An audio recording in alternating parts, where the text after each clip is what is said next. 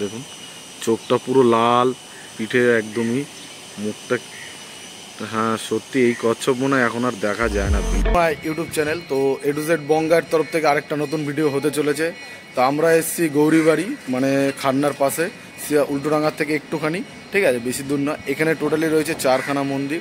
তো 4খানা মন্দিরে আজকে ভিডিওটা হবে, সম্পূর্ণভাবে সাথে থাকুন, পাশে থাকুন, টোটালিভাবে দেখতে পারবেন। হ্যালো বন্ধুরা, এবার আমরা যেতে মন্দিরে আশ্রয় নেয়।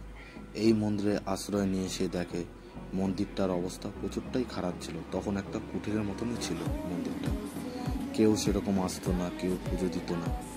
কিন্তু সে সারা রাত কোনো রকম ওখানে রাতটা কাটিয়ে ফেলে। ভোর হতেই সে অনুভব করলো যে আমি এত ধন সম্পদ কামিয়েছি, আমি যখনই বেরোই, যে কোনো মন্দিরে বেরোই, সব মন্দিরে কিছু না কিছু দান করে যাই, তো এই মন্দিরটায় আমি কি দান করব।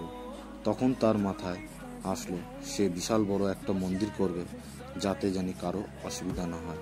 এমনকি এমন একটা ঘর করবে যাতে সেখানে এসে জানি ভক্তগণরা বা কেউ নিরুপায় এসে হয়ে থাকতে পারে। পাশেই দেখতে পাচ্ছেন সেই ঘরটা, আমি আস্তে আস্তে হেঁটে যাচ্ছি, দেখতেই পাচ্ছেন পাশেই সেই ঘরটা রয়েছে। এই ঘরটাতে এখন বন্ধ আছে। আগেকার সময় যারা যারা দূর দূর থেকে আসতো, এসে থাকবে কোথায়, তাদের জন্য এই জায়গাটায় করে দেওয়া হতো, বিছনা চাদর দিয়ে তাদের শোয়ার ব্যবস্থা করে দেওয়া হতো পরেশনাথ মন্দিরে। তখনকার সময় ব্রিটিশ রাজার যে রাজা ছিলেন, গভর্নর ভি কিং, তিনিও এসেছিলেন এই মন্দিরের দর্শন নিতে। তিনি এই মন্দিরে আসার পর, দর্শন নেওয়ার পর ওনার এতটাই ভালো লেগেছিল যে তখনকার সময় 1935 সালে উনি 1/1 টাকাতে এই পরেশনাথের মন্দিরের ছবি দিয়েছিলেন। এমনকি সারা ভারত জুড়ে এই মন্দিরের নাম বিখ্যাত এবং প্রচলিত হয়ে গেছিল সবার মুখে মুখে। এই মন্দির দেখার জন্য দূর দূর থেকে অনেক মানুষ আসতো। এমনকি যারা যারা শরণার্থীরা আসতো, তাদের থাকার জন্য সুন্দরভাবে ব্যবস্থা করা হতো। খাওয়া দাওয়া থেকে শুরু করে স্নান করার সব কিছুর ব্যবস্থা করা হতো। এই মন্দিরে আপনারা আসলে অবশ্যই হাতে করে কিছু খাবার নিয়ে আসবেন। কারণটা হলো, খাবার নিয়ে আসলে আপনারা দেখতে পারবেন পুকুরে কিছু মুড়ি বা কিছু রুটির টুকরো দিলে অনেক বড় বড় মাছ সেটা খেতে আসে। সেটা দেখে আপনারাও একটু আনন্দ পাবেন এবং একটু পুণ্যও কামাবেন। কীরকম, মাছকে খাওয়ানো অনেক ভালো, আর এখানে সবাই এটা একটা পুণ্যর কাজ মনে করে। তার জন্য যারা যারাই আসে দূর দূর থেকেও, তারাও একটু মোটামুটি মাছদেরও এবং পাখিদেরও সবাইকে একটু খাবার দেয়। তো আপনারা অবশ্যই এটা নিয়ে আসবেন। হ্যাঁ, এটার সন্ধ্যা আরতির সময়টা হলো আপনারা 6টা থেকে 6:30 বা 6:45 অবধি সন্ধ্যা আরতি হয়। আপনারা যদি আসেন ওই সময়টাই সন্ধ্যা আরতি দেখে মন্দিরটা বন্ধ হয়ে যাবে। তো অবশ্যই আপনারা আসবেন আর এসে ঘুরে যাবেন। তো এরপরে আপনাদের আমি একটাই কথা বলবো, পরেশনাথের মন্দিরটা আপনারা জানতে পারলেন কত সুন্দর। এর বিষয় ধার্মিক ব্যাপার, বা ধার্মিক ছাড়াও আরও বড় ব্যাপার আছে যে একটা বড় ব্যবসায়ী, একটা কলকাতার বুকে এত বড় ব্রিটিশের সময় এত টাকা বা এত পণ দিয়ে, এত ট্যাক্স দিয়ে যে মন্দিরটা তৈরি করেছে, সে ঐতিহাস্য মন্দিরটা এখনও সেরকমভাবেই রেখেছে এখানকার লোকজনেরা, যারা যারা এই ট্রাস্টে বা এই মন্দিরের সাথে যুক্ত রয়েছে। তো এরা সব সময় দেখেছি, যখনই আমি প্রথমবার হলো বা সেকেন্ডবার হলো গিয়েছিলাম, এখানে গিয়ে দেখেছি একটা জিনিসই, যে এখানে পরিষ্কার পরিচ্ছন্ন একদম সুন্দর হবে। কোনো সময় গেলে এই জায়গাটাকে কোনো সময় নোংরা করার চেষ্টা করবেন না। দেখতেই পাচ্ছেন কত বড় বড় মাছ, এরকমই মাছ সারা জায়গায় আপনি দেখতে পারবেন। শুধু তার জন্য কি কিছু রুটি বা একটু মুড়ি, কিছু খাবার নিয়ে আসবেন, দেখবেন পাখিদেরও খাওয়াতে পারবেন, মাছদেরও খাওয়াতে পারবেন। তো অবশ্যই বন্ধুরা, এই ভিডিওটা ভালো লেগেছে, তখন এরপরে আবার আরেকটা পার্টে আমরা যাচ্ছি। এবার আমরা চলে এসেছি দাদাওয়ারি বা কুশলজি মন্দির। এটা হলো দাদাজি গুরুদেবের মন্দির নামে বিখ্যাত। 1810 সালে এটা বানানো হয়েছিল। এটা বলছে 214 সাল পুরনো। তো এই মন্দিরে আমরা ভেতরে চলে এসেছি দাদাজি মন্দিরে। তো দেখতেই পাচ্ছেন বিশাল বড় একটা দরজা, কত বড় বড় এখানে সামনে পাল দাঁড়িয়ে রয়েছে হাতি নিয়ে।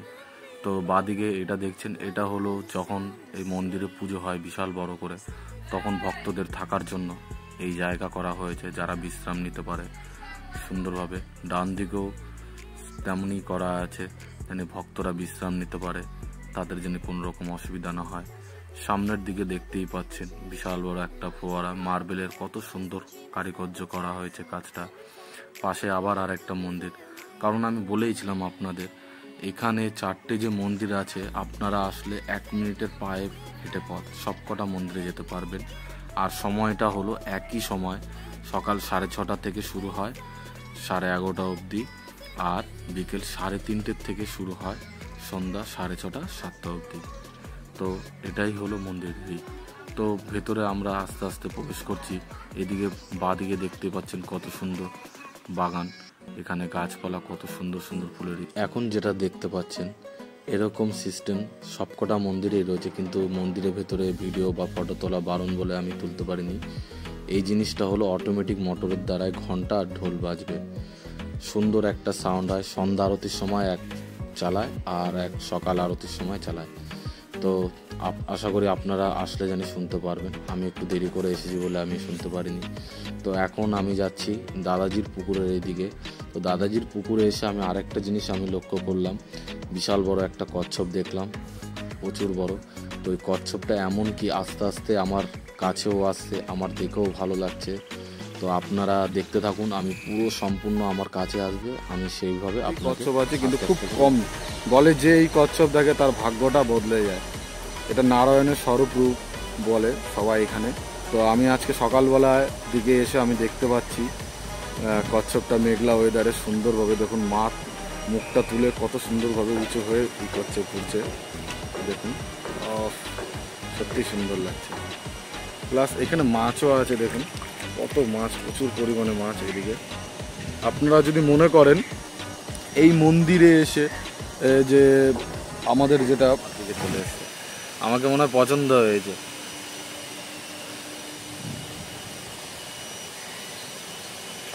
দেখুন কত সুন্দর কচ্ছপ,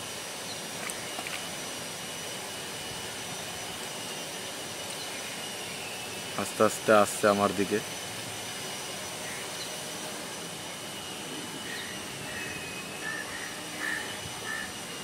দেখুন দেখুন দেখুন সাঁতার কেটে কেটে আসছে কিরকম। ও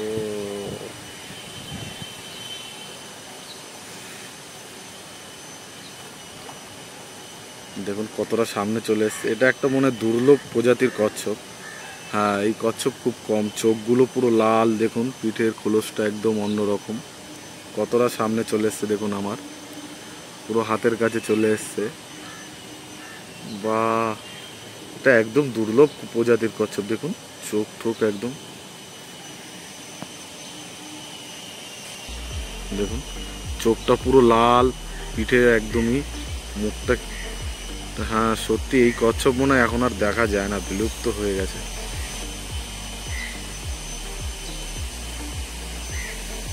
এমন যদি হতো আমি কচ্ছপের মতো জলে জলে ঘুরে বেড়াতাম। যা চলে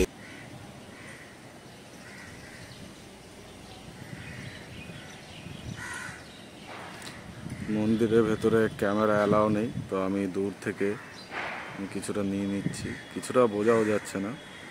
তো আমি একটাই কথা বলবো বন্ধুরা, আপনারা যদি আসেন এসব মন্দিরের ভেতরে একদমই ক্যামেরা অ্যালাউ নেই।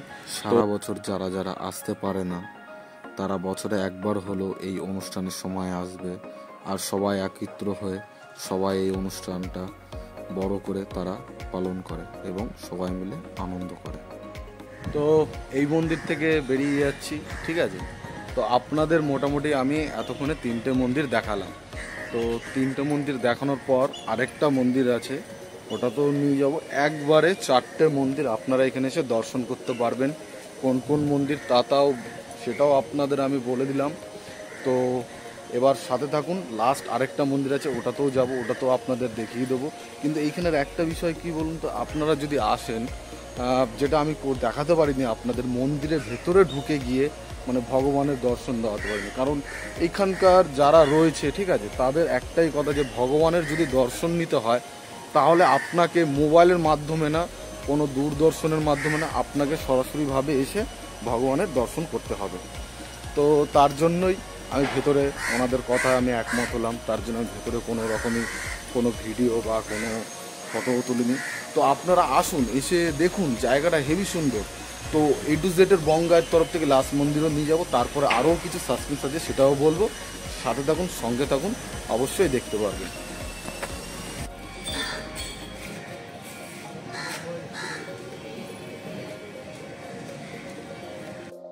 তো আমরা এখন এসেছি শ্রী চন্দ্রপ্রভুজি মহাগুরু স্বামী, সেই জৈন ধর্ম প্রথম প্রচার করে কলকাতাতে। এটাই ওনার প্রথম মন্দির। তারপর আরও নানা জায়গায় মন্দির তৈরি হয়।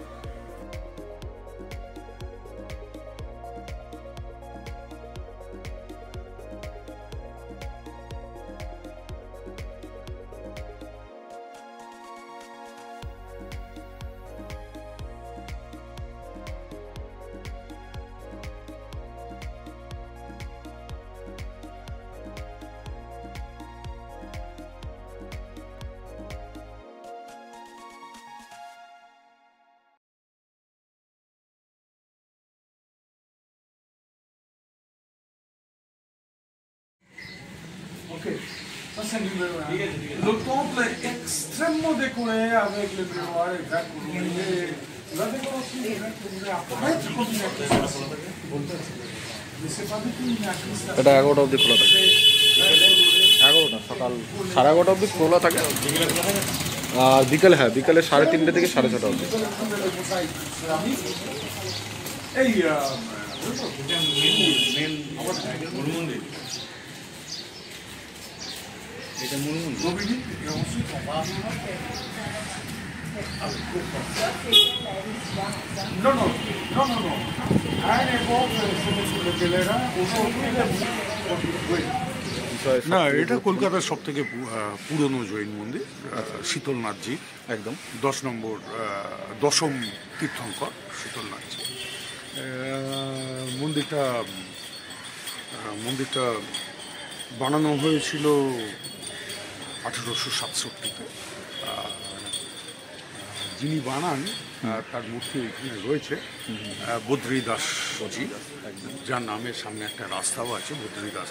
একদম। পুরা তো দেখতে পাচ্ছেন, যিনি গাইডটা এতক্ষণ ফরেনারদের বোঝালো, তিনিও আমার সাথে কথা বললো। তো উনিও একটাই কথা বলতে যাচ্ছে, অবশ্যই চ্যানেলটাকে ভালো লাগলে বন্ধু বা ভাইয়ের সাবস্ক্রাইব এবং লাইক করবেন। আর যাদের এই মন্দিরে আসার দরকার একবার মনের শান্তির জন্য, তাদের একবার হলো অবশ্যই এই মন্দিরে শেয়ার করে দেবেন, পাঠাবেন, জানি সে এক সময় হলেও আসে। ওকে, ধন্যবাদ। A to Z বঙ্গের তরফ থেকে আবার দেখা হচ্ছে।